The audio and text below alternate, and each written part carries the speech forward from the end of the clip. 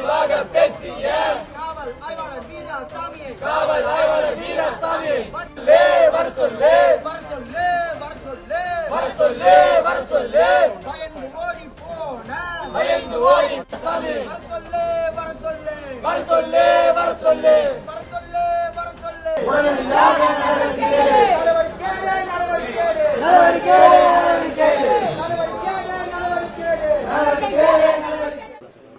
வணக்கம். என் பேர் எஸ்கே சிவா, இந்திய கம்யூனிஸ்ட் கட்சி தென்சென்னை மாவட்ட செயலாளர். பக்கத்தில் தோழர் பாரதி, அனைத்து இந்திய இளைஞர் பெருமன்றத்தினுடைய மாநில செயலாளர் மற்றும் தோழர்கள்லாம் இருக்காங்க. இங்கே ஆதம்பாக்கம் S8 போலீஸ் ஸ்டேஷனில் எங்கள் கட்சியினுடைய முழுநேர ஊழியர், இந்திய கம்யூனிஸ்ட் கட்சியினுடைய மாவட்ட குழு உறுப்பினர், மாணவர் பெருமன்றத்தினுடைய மாவட்ட செயலாளர் தோழர் மணிகண்டன், அவர் ஒரு பிரச்சனைக்காக ஒரு தோழர் பாதிக்கப்பட்டிருக்கிறார். அந்த பாதிப்பினுடைய விஷயம் என்னென்னா, அவர் ஜொமேட்டோவில் வேலை செய்கிறாரு. வேலை செய்யக்கூடியவர் அவர் ஒரு உணவு எடுத்துகிட்டு போய் ஒரு வீட்டில் கொடுக்குறாரு. இங்கே ஆதம்பாக்கத்தில் கொடுக்கும் பொழுது அவருடைய பேரை கேட்டு, உன் பேர் என்ன அப்படின்றாங்க. அவர் பேர் ராஜான்றாரு. உனக்கெல்லாம் ராஜான்னு எப்படியா வச்சா உன் பேரை? நீலாம் ராஜாக்கு அதுக்கான லாகியே கிடையாது, உன்னை பார்த்தா அப்படியா இருக்குதுன்னு சொல்லி அவரை இழிவாக பேசியிருக்காரு அந்த ஃபுட்டு அதை ரிசீவ் பண்ண ஒரு நபர். அது உடனே அவருக்கு ஒரு பெரிய மன உடைச்சலை உருவாக்கி அவர் என்ன பண்ணுறாருன்னா, நம்ம அமைப்பில், அவர் அமைப்புக்குள்ளே இருக்கிறாரு, அமைப்பில் தகவலை சொல்கிறார். இது ஏற்றுக்க முடியாது. வேலையில்லா இளைஞர்கள், படிக்கக்கூடிய இளைஞர்கள் தன்னுடைய குடும்பத்தை அல்லது தன்னுடைய வாழ்க்கையை தானே வாழ்ந்து கொள்ள வேண்டும் என்பதற்காக ராபிட்டோ, சுமோட்டோ, ஸ்விக்கி போன்ற இடங்களில் நல்ல படித்த இளைஞர்கள் அதில் பணியாற்றி கொண்டிருக்கிறாங்க. அப்படி இருக்கக்கூடியவர்களை இப்படி இழிவுபடுத்துவதை ஏற்றுக்க முடியாது. உடனே அதை காவல்துறையினுடைய கவனத்துக்கு கொண்டு போனோம். எந்த லிமிட்னும் போது S8, இந்த S8ல் அந்த சம்பந்தப்பட்ட பிரச்சனையை மையப்படுத்தி புகாராக கொடுக்கலாம் அப்படின்னு சொல்லி அவரை அழைச்சிக்கிட்டு, நான் ஏற்கனவே சொன்ன எங்களுடைய மாவட்டத்தினுடைய குழு உறுப்பினர் தோழர் மணிகண்டன் அவரை அழைச்சிட்டு வரார். இந்த புகார் கொடுக்க வந்தால் வரும்பொழுது இங்கே இருக்கக்கூடிய மஃப்டியில் இருக்கக்கூடிய ஒரு போலீஸ், அவர் SI அப்படின்னு சொல்கிறாங்க. அவர் SIயா, உண்மையாக போலீஸ் தானா, இல்லை போலீஸ் மாதிரி இந்த இடத்துல ஏதாவது உலவராரான்றது தெரியல. அவர் என்ன பண்ணிக்கிறாருன்னா, இவங்களை ரொம்ப தகாத வார்த்தைகளில் பேசி வந்த தோழர்களை, புகார் கொடுக்க வந்த தோழர்களை மிரட்டுவது மட்டும் இல்லாமல் அவங்கள அடிச்சிருக்கிறார். அடித்து இந்த பக்கத்தில் எடுத்து போய் தள்ளி விட்டுருக்காங்க. இந்த அடிச்சுட்டே இருக்கும்பொழுது லைட் ஆஃப் பண்ணுங்கடான்னு சொல்லி லைட்டையும் ஆஃப் பண்ணியிருக்கிறாங்க. இதெல்லாம் ரொம்ப மோசமான ஒரு அணுகுமுறை இந்த காவல்துறை இந்த இடத்துல, இந்த ஸ்டேஷனில் நடந்திருக்கு. அதுவும் இன்ஸ்பெக்டருக்கு முன்னாடி இன்ஸ்பெக்டர் வீராசாமி அவர் உள்ளே உட்காந்துட்டு இருக்கிறாரு. அவர்கிட்ட புகார் சொல்ல போனால் அவர் என்ன பண்ணுறாருன்னா, நீ என்ன வேணாலும் பண்ணிக்கோ, நீ கம்யூனிஸ்ட் கட்சினா என்ன பெரிய இதுவா, கம்யூனிஸ்ட் கட்சிக்குள்ளே நீங்கள் இருந்துட்டீங்கன்னா நாங்கள்லாம் உங்களுக்கு பணிஞ்சு இருக்கணுமா அப்படின்னு சொல்லி ரொம்ப தகாத வார்த்தைகளில் அவரும் ஒருமையில் பேசி அதை அணுகியிருக்கிறார். இப்போ இதை கண்டித்து அவங்க தோழர்கள் பேசி கொண்டிருக்கும் பொழுது அவர் அடிச்சிருக்கிறார். இதுக்காக தான் நாங்கள் இங்கே கூட்டியிருந்தோம். இப்போ இங்கே போய் விசாரிக்கும் பொழுது அந்த போலீஸை இங்கே இருக்கக்கூடிய இன்ஸ்பெக்டர் அவர் உடனடியாக அவரை தப்பிக்க விட்டுருக்கிறாங்க. இப்போ இல்லை, இங்கே அவர் வரணும், அவர் மீது நடவடிக்கை எடுக்கணும். அவர் இந்த துறைக்கே சம்பந்தம், இந்த மாதிரியான ஒரு காவலர்கள் எப்படி இந்த துறையில் விடுவது? ஒட்டுமொத்தமாக காவல்துறை எல்லா போலீஸ் ஸ்டேஷன்லையும் இப்படிப்பட்ட சில நபர்கள், மக்கள் இப்போ இந்திய கம்யூனிஸ்ட் கட்சியில் சார்பில் நாங்கள் ஒரு பிரச்சனைக்கு புகார் கொடுக்க ஒரு கட்சி சார்பில் நாங்கள் வரும்பொழுது அது அவங்ககிட்டே இப்படி அணுகிறார் சொன்னால், இங்கே இருக்க பக்கத்தில் இருக்கக்கூடிய இந்த சாதாரண மக்கள், சாதாரண உழைக்கும் மக்கள் ஒரு புகார் கொடுத்தா அல்லது அவர்களுக்கு ஒரு நீதி வேணும் போலீஸ் ஸ்டேஷனுக்கு வந்தால் நீதி கிடைக்குமா? அதுவும் இந்த ஸ்டேஷன் S8ல் கிடைக்குமா? கிடைக்காதுன்றது தான் அந்த ஆளுடைய, அந்த போலீஸினுடைய நடவடிக்கை. எனவே அப்படிப்பட்ட போலீஸு அவர் மட்டும் இல்லை, தமிழ்நாடு முழுவதுமே இன்றைக்கு பல போலீஸ் ஸ்டேஷனில் பிரச்சனை. இதே வடபழனி போலீஸ் ஸ்டேஷனில் எங்களுடைய இதே கட்சி, எங்களுடைய இப்போ தாக்கப்பட்டிருக்கக்கூடிய, இன்னைக்கு தாக்கப்பட்டு மருத்துவமனையில் அனுமதிக்கப்பட்டிருக்கிறார் எங்களுடைய தோழர் மணிகண்டன். அவருடைய முன்னிலையிலேயே வடபழனி போலீஸ் ஸ்டேஷன் முற்றுகை போராட்டத்தை போன மாதம் நடத்தணும். அங்கே இருக்கக்கூடிய போலீஸ்காரர் 14 வயசு சிறுவன்கிட்ட தவறாக பாலியல் விஷயத்தில் தவறாக நடந்துக்கினார் சொல்லி அது போலீஸ் ஸ்டேஷன் முற்றுகை போராட்டத்தை உட்பட நடத்தும். இப்போ இதை எதை காட்டுதுன்னு சொன்னால், ஒட்டுமொத்தமாக தமிழ்நாட்டில் இருக்கக்கூடிய போலீஸ் துறையில் இருக்கக்கூடிய எல்லாருமே சினிமா போலீஸ்காரனாக மாறிட்டாங்களான்னு தெரியல. எல்லாம் சினிமாவில் வர போலீஸ்காரங்க மாதிரியும் அவங்களுடைய பாடி லாங்குவேஜ், அவங்களுடைய அணுகுமுறை இதெல்லாம் ரொம்ப வேடிக்கையாக இருக்குது. முதலமைச்சர் கூட நேற்று அவர் போய் பேசியிருக்கார் திருச்சியில். போலீஸ்காரங்க அவரை கூட்டு போய் அவரை அங்கே விட்டாங்க, போலீஸே சரியில்லைன்னு. இப்போ அவர் துறையில் இருக்கக்கூடிய போலீஸ் ஸ்டேஷன்களில் இப்படி வந்து தமிழ்நாடு முழுவதும் இருக்கக்கூடிய போலீஸ் ஸ்டேஷனில் இப்படிப்பட்ட மோசமான நிலைகளில் அந்த இருக்கக்கூடிய காவலர்கள் இருக்கிறான்னு சொன்னால் அப்படிப்பட்ட காவலர்களை உடனடியாக அந்த துறையிலேருந்து வெளியேற்றணும். இப்போ இங்கே இருக்கக்கூடிய இந்த சம்பவத்தில் ஈடுபட்டிருக்கூடிய அந்த போலீஸ்காரர் உடனே இந்த துறையிலிருந்து அவர் சஸ்பெண்ட் மட்டும் இல்லை, பணி நீக்கம் செய்யணும். பணி நீக்கம் செய்யலன்னு சொன்னால் தமிழ்நாடு முழுவதும் இந்திய கம்யூனிஸ்ட் கட்சி, இளைஞர் பெருமன்றம், மாணவர் பெருமன்றத்தின் சார்பில் மிகப்பெரிய போராட்டத்தை நாங்கள் இந்த காவல்துறையினுடைய இந்த அணுகுமுறை கண்டித்து போராட்டம் நடத்துவோம். இப்போ உள்ள ஏசி வந்திருக்கிறாரு, டிசியினுடைய நாலேஜுக்கு, இங்கே இருக்கக்கூடிய மவுண்ட் டிசியினுடைய நாலேஜுக்கு அதை கொண்டு போனோம். அவர் ஏசி அனுப்பியிருக்காரு. ஏசி வந்து நிச்சயமாக நாங்கள் வந்து நடவடிக்கை எடுக்கிறோம் அப்படின்னு சொல்லி அவர் சொல்கிறாரு. இப்போ வர சொல்லுங்க, சம்மந்தப்பட்டவரை வர சொல்லுங்கன்னா அந்த போலீஸ்கார் இப்போ வர வைக்க முடியாது. அவர் வர வச்சா இப்போ அவருக்கு பாதுகாப்பு இருக்காதுன்றார். நாங்கள் என்ன பாதுகாப்பு இருக்காதுன்னா அவர் ஏதாவது உங்கள் எதிர்க்கு ஏதாவது பண்ணிவிடுவோமா? அப்போ போலீஸ் துறை அதுக்கு கையாளாக தனத்தில் இருக்கா? இப்போ இதெல்லாம் வந்து அவரை காப்பாற்றுவதற்காக செய்கிறாங்க. அவங்க என்ன சொல்கிறாங்க, சிசிடிவி கேமரா நாங்கள் பார்த்துட்டு நாளை காலையில் நடவடிக்கை எடுக்கிறோன்னு சொல்கிறாங்க. இதை நாங்கள் முழுசாக ஏற்கலை. ஆனாலும் இன்னைக்கு அவர் வரணும். அதே நேரத்தில் அவர் இந்த துறையில், போலீஸ் துறையில் இருக்கக்கூடாதுன்றது தான் எங்களுடைய டிமாண்டாக நாங்கள் இங்கே பேசிகிட்டு இருக்கோம்.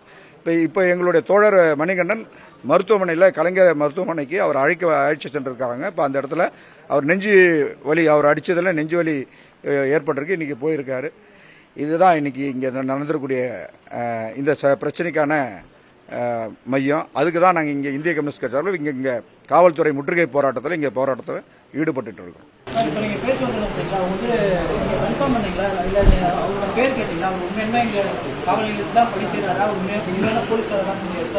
இல்லை, அதுதான் அவரை நாங்கள் இதை தான் திருப்பி கேட்டுக்கிறோம். அவர் இங்கே தான் பணி செய்கிறாருன்றது அவங்க சொல்லிட்டாங்க. அது சொல்லிட்டாங்கன்னா அது அவங்க பேசுகிற முறையில் தெரியுது. அவர் பணி செய்கிறாருன்றது தான் தெரியுது. ஏன்னா இப்போ ஏதோ அவரை இவங்க தான் அனுப்புன்னு தான் சொல்கிறாங்க. ஏதோ ஒரு பிரச்சனைக்காக அவரை நாங்கள் போய் அங்கே அந்த பாராவாக நாங்கள் அனுப்பியிருக்கிறோம் அப்படின்றாங்க. எனவே இப்போ அந்த டியூட்டியில் தான் ஏதோ இருக்கிறாரு. இப்போ அவர் இப்போ ஏசி என்ன சொல்கிறாருன்னா, நிச்சயமாக நாங்கள் அவர் யாராக இருந்தாலும் நாங்கள் நடவடிக்கை எடுக்கிறோன்னு சொல்கிறாரு. இது இன்னைக்கு எங்களுக்கு அது முழுசாக ஏற்றுக்கிற மாதிரி தெரியல. அவர் காலையில் சிசிடிவி கேமரா பார்க்குறேன், எனக்கு சிசிடிவி எனக்கெல்லாம் ஆப்ரேட் பண்ண தெரியாது, அதுக்கான துறை சார்ந்தவங்க வந்தால் தான் நாங்கள் பார்ப்போம்னு சொல்கிறாங்க. அதனால் நாங்கள் அதையும் நாங்கள் நம்புகிறோம். எப்பவுமே கம்யூனிஸ்டுகள் அரசாங்கத்தையும் அரசு துறையும் அதிகாரிகளை எல்லாருமே நம்புகிறோம். ஏன்னா மக்களுக்கு பணி செய்வாங்கன்ற ஒரு நம்பிக்கை. அதே அதிகாரிகள் பணி செய்யலைன்னா அவங்களை எதிர்த்து எந்த எல்லைக்கும் நாங்கள் சென்று போராட்டத்தில் ஈடுபடுவோம். இன்னைக்கு இப்போ கொடுத்துருக்கக்கூடிய இந்த உத்தரவாதத்தில் இப்போ புகாராக நாங்கள் எங்கள் கட்சியின் சார்பில் புகாராக கொடுக்குறோம். பாதிக்கப்பட்டவர் அதான் தோழர்களே புகாராக கொடுக்குறாங்க. அந்த புகார் மீது நடவடிக்கை காலையிலுக்குள் எடுக்கணும் அப்படின்றது சொல்லியிருக்கிறோம். அவர் எடுப்பாங்கன்னு எதிர்பார்க்குறோம். இல்லைனாலும் இந்த சம்பவத்தை நாங்கள் சும்மா விட போகிறதில்ல. இது ஒரு கட்சி சார்ந்த ஆட்களுக்கே இப்படி ஒரு நிலைமைன்னா சாதாரண மக்கள் எப்படி அணுக முடியும்? இப்போ ரோட்டில் வியாபாரம் செய்யக்கூடியவங்களும் ஒரு மாதிரி நடக்கிறதும், மற்றவங்களை ஒரு ஹோட்டலில் போயிட்டு அவங்க கிட்ட போயிட்டு சலாம் அடிக்கிறதும் இது காவல்துறையினுடைய அணுகுமுறையில் இருக்கக்கூடிய வித்தியாசங்கள். இப்படிப்பட்ட வித்தியாசத்தோடு எந்த காவல்துறையிலும் காவலர்கள் இருக்கக்கூடாது. எல்லா மக்களுக்கும் சமமான முறையில் அரசியல் சட்டம் வழங்கி இருக்கக்கூடிய அடிப்படையில் எல்லாருக்குமான ஒரு மரியாதையை கொடுத்து அவர்களுடைய பிரச்சனையை காது கொடுத்து கேட்கணுன்றது தான் எங்களுடைய நிலைப்பாடு. எனவே அதுக்காக நாங்கள் போராடுறோம். இது இந்த ஒரு பிரச்சனை மட்டும் இல்லை, ஒட்டுமொத்த காவல்துறையில் இப்படிப்பட்ட நபர்களுக்கு எதிரான போராட்டத்தை நாங்கள் நிச்சயமாக தொடர்ந்து நடத்துவோம்.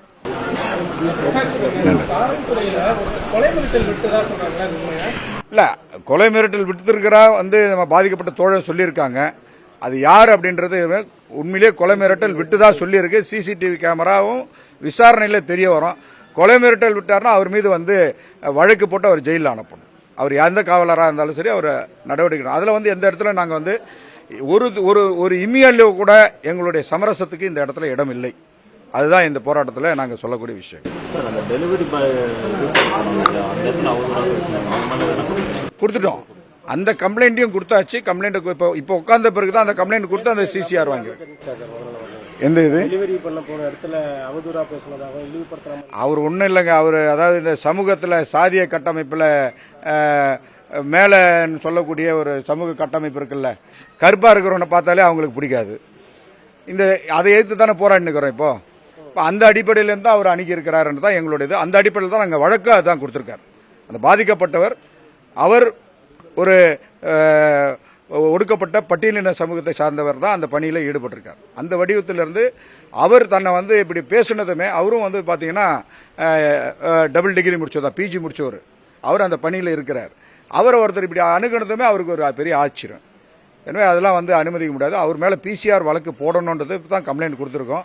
அவரை கூப்பிட்டு விசாரிக்கணும்னு சொல்லியிருக்கிறோம். அவர் எவ்வளோ பெரிய ஆளாக இருந்தாலும் இது சாதாரண இந்த மாதிரி நிறைய பேரை வந்து அவங்க இந்த மாதிரி ஃபுட் டெலிவரி பண்ணக்கூடியவங்க, இந்த மாதிரி அவங்க வீடுங்களுக்கு வரக்கூடிய இளைஞர்கள்கிட்ட ரொம்ப மோசமாக நடந்துக்கிற ஒரு போக்கு என்பது இருக்குது. அதுலேயும் இந்த அரசாங்கம் ஒரு தெளிவான ஒரு பார்வையை அந்த இளைஞர்கள் பணியாற்றக்கூடிய இளைஞர்களுக்கு சமூக பாதுகாப்பை ஏற்படுத்துவதற்கான நடவடிக்கைகளையும் இந்த பிரச்சனையின் மூலமாக தமிழ்நாடு அரசாங்கத்தை நாங்கள் வேண்டி கேட்டுக்கொள்கிறோம். என்ன நபர் இல்ல, இப்ப அவர் பேர் வந்து நமக்கு தெரியல. ஆனா பாதிக்கப்பட்டவர் ராஜா தான் பாதிக்கப்பட்ட ராஜா தான் கம்ப்ளைண்ட் கொடுத்திருக்காரு.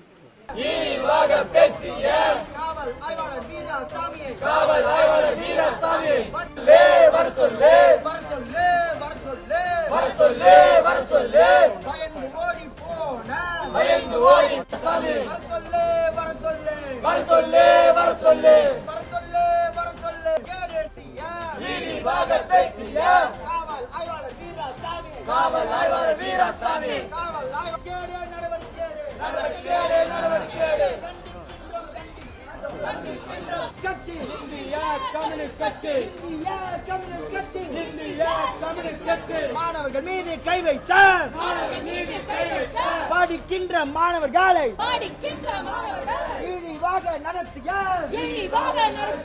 இழிவாக பேசிய காவல் ஆய்வாளர் வீராசாமியை உடனடியாக வர சொல்லு.